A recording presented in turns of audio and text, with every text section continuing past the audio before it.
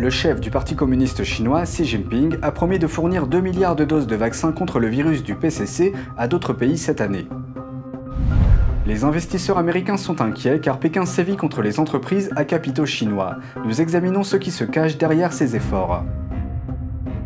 Les survivants des inondations de Zhengzhou sont impatients d'avoir des nouvelles de leurs proches disparus. Alors que certains gardent espoir, d'autres sont résignés et se préparent à faire le deuil. Bienvenue dans Regard sur la Chine, je suis Vladian Huitins. Avant de commencer, je vous rappelle que nous disposons d'une nouvelle chaîne YouTube sur Internet, NTD Actualité. Je vous invite à vous y abonner pour regarder les news. Le chef du Parti communiste chinois, Xi Jinping, a déclaré jeudi dernier que la Chine avait pour objectif de fournir 2 milliards de doses de vaccins contre le virus du PCC à d'autres pays cette année. C'est ce que rapporte le diffuseur public CCTV. Un porte-parole du ministère des Affaires étrangères a déclaré en juillet que la Chine avait déjà fourni plus de 700 millions de doses de vaccins à d'autres pays. Selon une étude de l'Organisation mondiale de la santé, le vaccin Sinovac de fabrication chinoise a un taux d'efficacité de 51%. Les survivants des inondations de Zhengzhou sont impatients d'avoir des nouvelles de leurs proches disparus. Alors que certains gardent l'espoir de les retrouver en vie quelque part, d'autres disent qu'ils ont accepté que leurs fils et filles, frères et sœurs, père et mère, ne reviendront probablement jamais.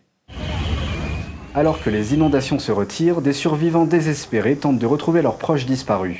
Le média chinois The Paper met constamment à jour une liste de disparus. Une mère de 3 enfants a été emportée par les inondations près de son village et la zone inondée est désormais fermée.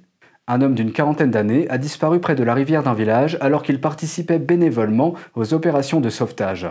Une jeune fille de 18 ans a perdu le contact avec sa famille dans les inondations. Sa mort est maintenant confirmée. Une autre jeune fille de 18 ans était seule à la maison quand les inondations sont arrivées et elle est toujours portée disparue. Et la liste continue. Le New York Times nous apporte aussi quelques histoires des victimes des inondations. Le jour de l'inondation, Madame Chen était à la maison avec son mari et leur petit-fils de 3 ans. En quelques minutes seulement, l'eau leur est arrivée à la taille. Ils ont attendu des heures sur leur toit avant que les inondations ne se retirent enfin. Ils ont vu 3 de leurs voisins être emportés par les eaux, personne ne les a revus depuis. Un garçon de 12 ans, Yan, figurait sur la liste officielle des disparus. Sa grand-mère a déclaré au New York Times « Il nous a dit qu'il allait juste jeter un coup d'œil aux inondations, mais il n'est jamais revenu ». On a déclaré que M. Zhang serait toujours à la recherche de son père et de 4 autres de ses proches.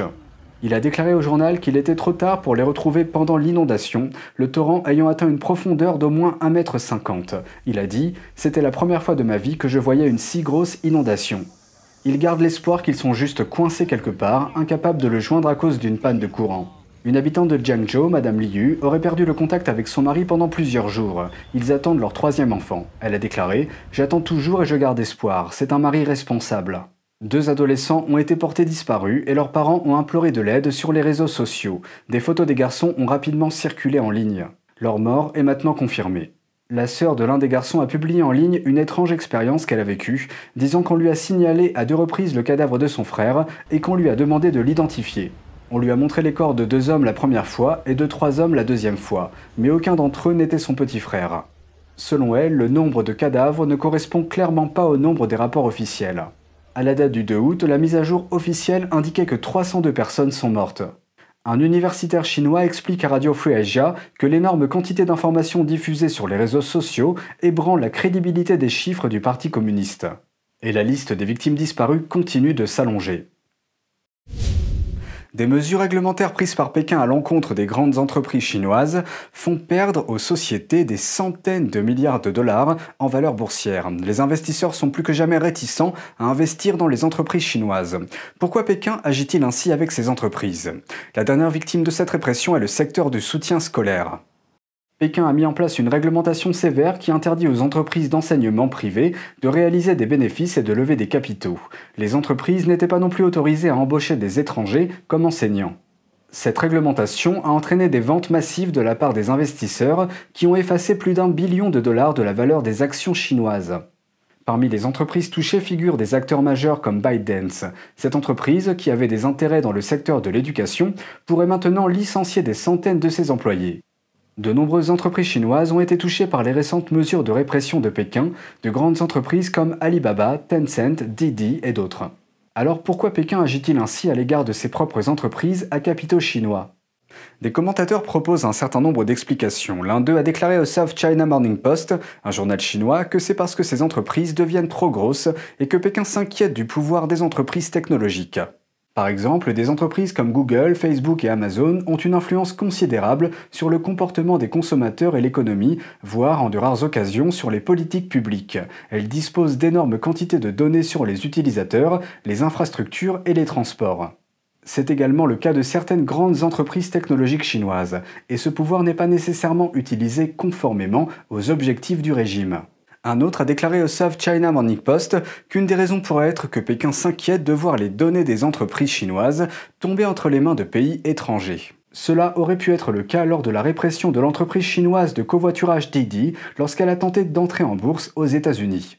Didi dispose d'une énorme archive de données potentiellement sensibles. Cela inclut des infrastructures chinoises et la localisation en temps réel d'un grand nombre de citoyens chinois. Pékin craignait probablement que ces données ne soient transmises aux autorités de réglementation américaines lors de l'introduction en bourse de Didi.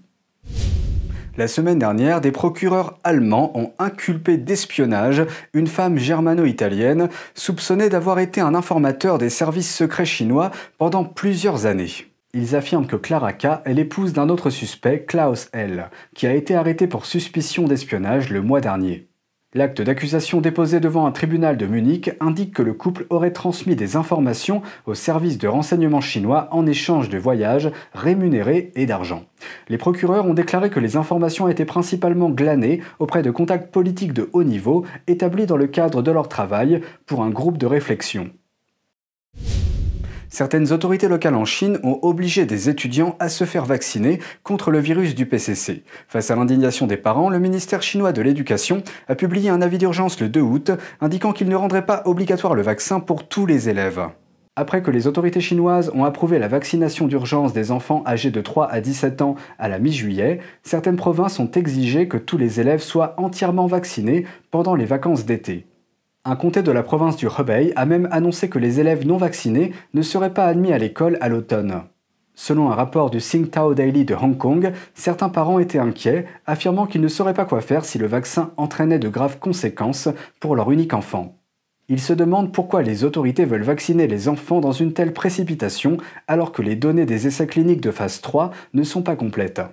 La déclaration d'un autre parent est devenue virale sur les réseaux sociaux chinois. Il était déterminé à ne pas faire vacciner son enfant. Si son enfant ne pouvait pas être admis à l'école ou à l'université à cause de cela, il trouverait chacun de ceux qui ont émis les ordres et les avis et les tiendrait pour responsables. Une habitante de la province du Henan a dénoncé la vaccination obligatoire dans les établissements scolaires locaux. Elle a affirmé que de nombreux adultes ayant reçu des vaccins contre le virus du PCC avaient rencontré des problèmes et a remis en question la décision de vacciner les enfants. Middle school students in Puyang City are forced to vaccinate. If something happens, who takes the responsibility? A school is a place for education. What qualifications do they have to get involved in medical care? Certaines personnes remettent également en question l'efficacité des vaccins fabriqués en Chine. People don't want to be vaccinated. No one wants to be a lab mouse. 35 people who were infected with the virus in Nanjing City had been fully vaccinated. That was a big blow to the people's confidence in vaccines.